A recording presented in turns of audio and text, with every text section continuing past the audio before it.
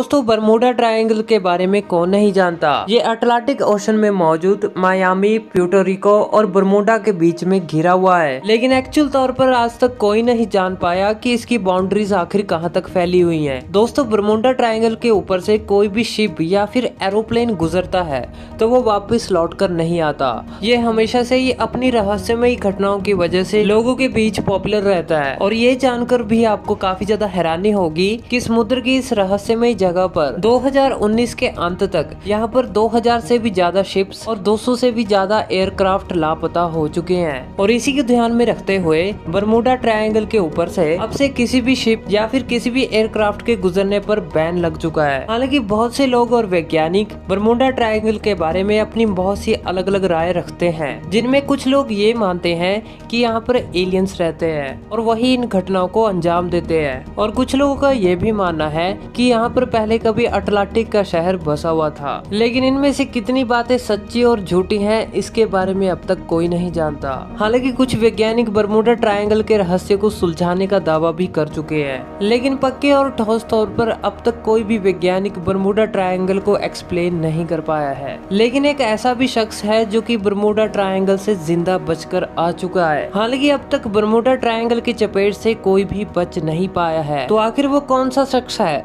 जो कि Bermuda triangle की चपेट से सुरक्षित बचकर आ चुका है, और वापस आने के बाद उसने ऐसे कौन से राज खोले जिसको सुनकर सभी हैरान रह गए। तो दोस्तों इसी के बारे में हम आज की इस एपिसोड में जानने वाले हैं। So let's begin. 4 दिसंबर 1970 इस दिन पायलट ब्रूस कैरनन अपने बिजनेस पार्टनर और पिता के साथ एक प्लेन में एंड्रोस आइलैंड से फ्लोरिडा के लिए उड़ान भरी।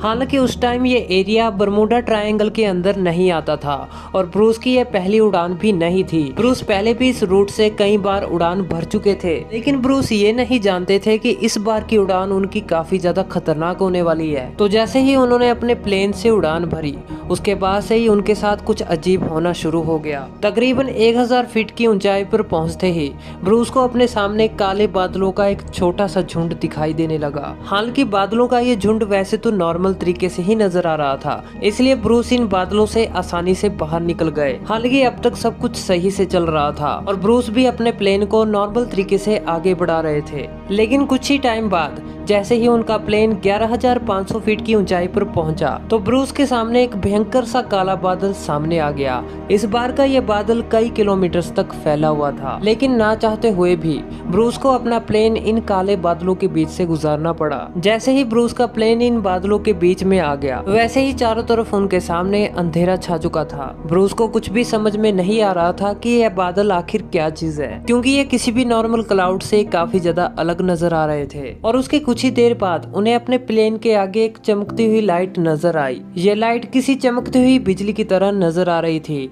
लेकिन ये लाइटनिंग नहीं थी, क्योंकि ये लाइटनिंग से भी काफी ज्यादा ब्राइट थी और ये किसी जाल की तरह उनके प्लेन के चारों तरफ फैली हुई थी। ब्रूस को इन बादलों में उड़ान भरते हुए लगभग 30 मिनट गुजर चुके थे। इस दौरान उन्हें एहसास हुआ कि ये वही बादल था जो कि उन्हें 1000 फीट की ऊंचाई पर मिला था, लेकिन फर्क सिर्फ इतना था कि ये बादल किसी टनल की तरह नजर आ रहा था जिसके बीचों बीच ब्रूस का प्लेन उड़ान भर रहा था। जब ब्रूस इन टनल के बादलों के बीच से गुजर रहे थे तो मानो उन्हें ऐसा लग रहा था कि जैसे वो कभी बाहर नहीं निकल पाएंगे, क्योंकि उन्हें दूर दूर तक कोई भी बाहर निकलने का रास्ता नहीं नजर आ रहा था। लेकिन कुछ ही देर बाद ब्रूस को बादलों के टनल में एक रोशनी नजर आती है। यह रोशनी कोई और नहीं बल्कि इस रहस्यमयी टनल का एंड था। जिसके बाद ब्रूस ने अपने प्लेन को उसी दिशा में आगे बढ़ाना शुरू कर दिया। लेकिन ब्रूस जब उस एंड पॉइंट के नजदीक पहुंच गए तो बादलों से बना टनल सिकुड़ने लगा और उसी टाइम उनके प्लेन के सभी इंस्ट्रूमेंट्स मिसबिहेव करने लगे थे और साथ ही उनके कंपास ने भी काम करना बंद कर दिया था, जैसे कि मानो उनके प्लेन को कोई बाहर से कंट्रोल कर रहा हो, जिसके चलते ब्रूस अपने प्लेन को कंट्रोल नहीं कर पा रहे थे। लेकिन हैरानी की बात तो ये है कि प्लेन फिर भी उस टनल के एंड पॉइंट की तरफ बढ़े जा रहा था, लेकिन किसी तरह ब्रूस का प्लेन एक झटके के बाद उस टनल से बाहर आ गया। इस रहस्यमय टनल से बाहर निकलने के बाद ब्रूस 5 सेकंड तक अचानक खुद को वेटलेस महसूस कर रहे थे। उनकी ये फीलिंग बिल्कुल वैसे ही थी जैसे कि एस्ट्रोनॉट्स अर्थ की ग्रेविटी से बाहर स्पेस में महसूस करते हैं।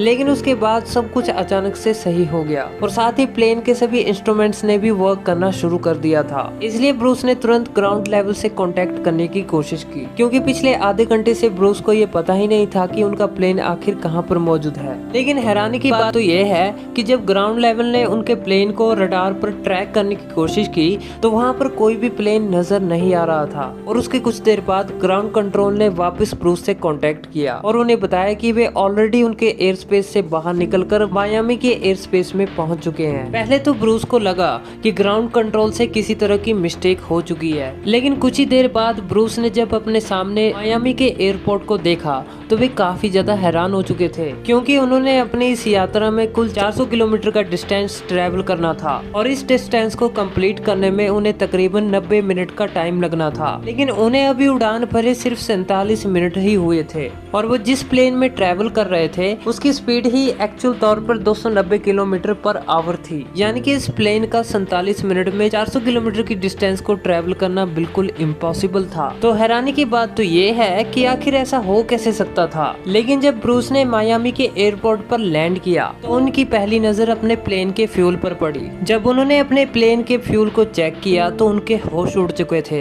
क्योंकि 400 किलोमीटर की यात्रा में जितना फ्यूल खर्च होना था उसका आधा फ्यूल अभी भी प्लेन के अंदर मौजूद था। यानी कि असल में इस प्लेन ने 200 किलोमीटर के आसपास ही ट्रेवल किया था। अगर इस बात को सच माना जाए तो ब्रूस एंड्रोस आइलैंड से मायामी एयरपोर्ट तक कैसे पहुंचे जिसकी दूरी ही 400 किलोमीटर थी। हालांकि ब्रूस ने इस बारे में कई प्रोफेसर से भी बात की, लेकिन इस घटना का जवाब किसी के पास भी नहीं था। हालांकि बरमूडा ट्रायंगल में कई एरोप्लेन्स और समुद्री जहाज रहस्यमयी तरीके से गायब हो चुके हैं, लेकिन एक आध को छोड़कर किसी का भी मलबा आज तक नहीं मिल पाया है और ना ही किसी की डेड बॉडी मिल पाई है। लेकिन इस घटना ने वैज्ञानिकों के बीच एक नई कंट्रोवर्सी पैदा कर दी, जिसमें ये बात भी उठी कि बरमूडा ट्रायंगल किसी दूसरी दुनिया का दरवाजा है जो कि सभी चीजों को गायब करके किसी दूसरी दुनिया में पहुंचा देता है। यदि वाकई में बरमूडा ट्रायंगल के अंदर दूसरी दुनिया का दरवाजा है तब तो टाइम ट्रेवल करना भी पॉसिबल हो सकता है। हालांकि दुनिया भर के साइंटिस्ट टाइम ट्रेवल पर रिसर्च कर रहे हैं और कुछ वैज्ञानिकों का यह भी मानना था कि इस घटना के पीछे डार्क एनर्जी का हाथ हो सकता है। ये वही डार्क एनर्जी है जिसने बिग बैंग के थ्रू पूरे यूनिवर्स की क्रिएशन की थी। यदि साइंटिस्ट की मानी जाए कि डार्क एनर्जी वो पावर है जो किसी ब्लैक होल की तरह स्पेस टाइम को कर्व करके